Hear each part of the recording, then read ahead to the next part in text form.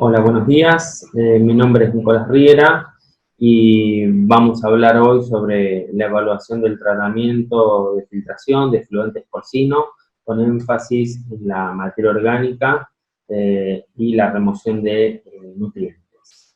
Bueno, primeramente lo que tenemos que tener en cuenta cómo gestionar esos efluentes porcinos es a través, mínimamente tenemos que tener en cuenta y responder estas preguntas, que es saber qué es lo que genero, cuánto genero necesariamente del efluente o del residuo y qué tiene eso que genero, ¿no? Si nosotros no podemos saber o responder estas preguntas, vamos a estar a ciegas y muchas veces nuestros efluentes o nuestros residuos van a impactar negativamente, ¿no? Ya sabemos a través de la bibliografía y estudios nacionales que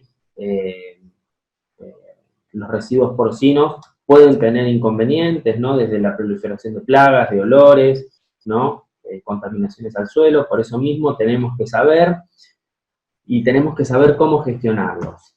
Esa gestión, si podemos darle unas respuestas a esas preguntas, en realidad lo que vamos a saber o vamos a realizar es una caracterización del efluente. Esa caracterización del efluente es muy necesaria porque nos va a saber diagramar los sistemas de tratamientos, ¿no? Y lograr los objetivos que es la estabilización de esos efluentes para poder ser aprovechados y ser tomados como un recurso. Lo que después tenemos que empezar a ver es una caracterización físico-química del efluente. Esa caracterización son parámetros físico-químicos, desde metales, desde la conductividad eléctrica, ¿no? Y lo que tiene que ver con respecto a los nutrientes. Esta es una caracterización de algunas variables, ¿no? Algunas de las más importantes que se encuentran en los efluentes porcinos. Son promedios de que se hicieron en diferentes estudios del laboratorio, en la cual, bueno, ahí se encuentran las citas. Y lo importante que tienen los efluentes porcinos, lo que tenemos que tener en cuenta es la conductividad eléctrica, ¿no? La conductividad eléctrica es elevada por lo general en los efluentes porcinos, está muy asociado a la cantidad de nutrientes que tiene, como puede ser el sodio, el potasio. También otro punto importante e interesante del efluente porcino es, por lo general, que son ricos en concentración de fósforo. Eso está dado también por el tipo de alimentación y manejo que tienen los porcinos. Y otro tema también importante es el nitrógeno, ¿no? Por lo general, el nitrógeno en los efluentes porcinos se encuentran entre el 0,2 al 0,3, 0,4% aproximadamente, pero lo importante de esto es que casi el 75, el 80% de ese nitrógeno está en forma amoniacal. Entonces eso hay que tenerlo muy en cuenta cuando uno planifica los sistemas de tratamiento o tratar de aprovechar ese recurso. Y también otro tema importante con respecto a lo que es la materia orgánica en sí del efluente, se mide por DQO o la DBO, que es la demanda química de oxígeno y la demanda biológica de oxígeno, y vemos que en lo que es el efluente porcino, este parámetro que es la DQO es muy alto. Tiene alrededor de, bueno, en este caso nos dio 33.000 miligramos por litro, pero en muchos efluentes y según el manejo puede estar cerca de los 30, de los 40.000 o por arriba de los 20.000 miligramos por litro de DQO. Esto es un parámetro que lo que significa que tiene muchísima cantidad de materia orgánica y es muy importante tenerlo en cuenta y poder medirlo para poder diagramar muchas veces con este parámetro y otros más los sistemas de tratamiento del efluente porcino.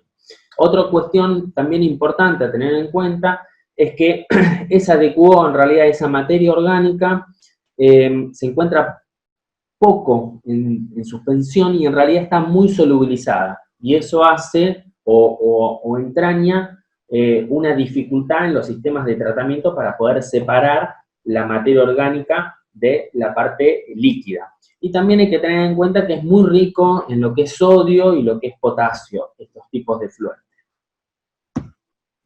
También lo que tenemos que tener en cuenta con respecto a los efluentes son los organismos patógenos. Vienen de la materia fecal de animales monogástricos, entonces pueden tener la presencia de salmonelas, Escherichia coli, coliformes fecales, helmintos, ¿no? Entonces, los efluentes tienen presencias de organismos patógenos. Entonces, hay que tener mucho cuidado, ya que muchos de estos que estamos mencionando acá son zoonóticos, tienen alta persistencia en el ambiente y tienen una baja de dosis infecciosa.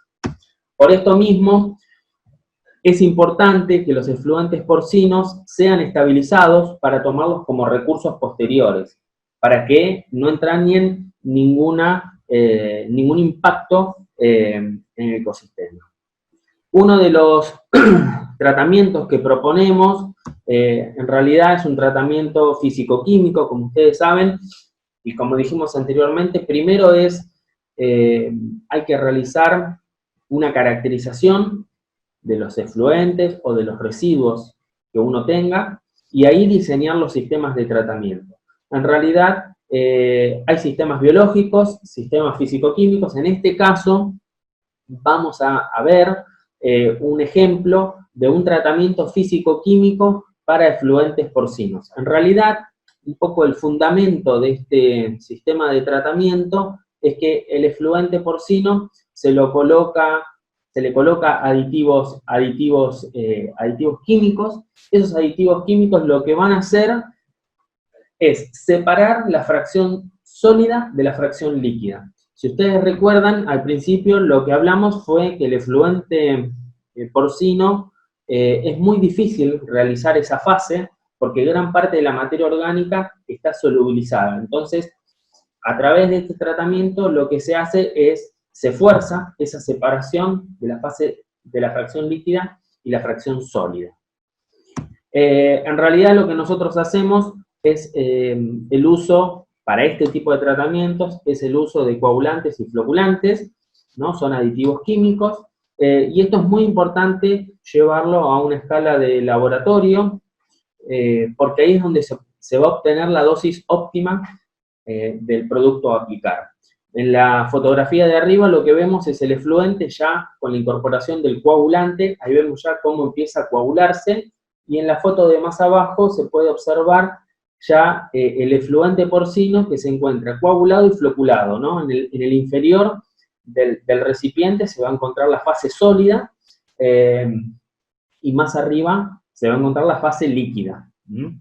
Este proceso viene también encadenado con un sistema que es la filtración. En este caso es una bolsa que es un geodesecador, ¿no? Es una bolsa filtrante en donde se agrega dentro el efluente ya coagulado y floculado, y la fase sólida queda retenida dentro de la bolsa. La fase sólida es interesante porque ahí es donde se va a retener parte de la materia orgánica y también los nutrientes, y como vamos a ver más adelante, ciertos patógenos. Pero en sí, esta filtración o este sistema se divide en dos, ¿no? Una parte es la coagulación y la floculación, y otra es lo que es la filtración. Por eso mismo, este sistema puede usarse con cualquier otro filtro que uno tenga, desde un filtro prensa o otro estilo, y la coagulación y la floculación lo que va a servir es lograr una mayor eficiencia en la remoción de la materia orgánica. Si acá empezamos a ver un poco los resultados, lo que vemos es en el gráfico de arriba, se puede ver la DQO, es el parámetro que hablamos de materia orgánica, y vamos a ver diferentes tipos de tratamientos, el T0, el T1, el T2, el T3, que significa, el T0 es el efluente crudo, el tratamiento T1 es el efluente filtrado, sin coagulantes y sin floculantes, sin aditivos químicos, pero también filtrado, y el tratamiento 2 y el tratamiento 3 es con la dosis de químicos, de coagulantes y floculantes. Y ahí vemos cómo vemos una remoción, lo importante es ver esto, la remoción de la DQO, que es cerca de un 56%, que se retiene. La remoción lo que significa es que va a retener, es lo que queda retenido dentro de la bolsa, dentro lo que se le saca del efluente de la materia orgánica.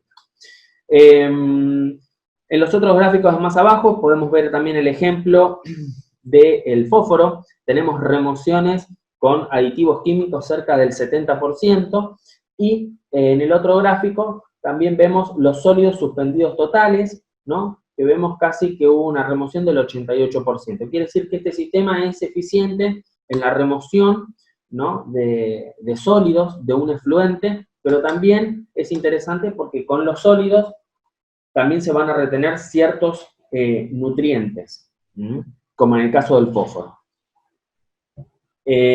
Otra cosa también importante que hay que ver y que no dije, como decir, los que se usan son, cloruro férrico, que son los coagulantes, y son polímeros por lo general, lo que vimos que tiene una mayor adición a esto, es los polímeros catiónicos, los que andan mejor.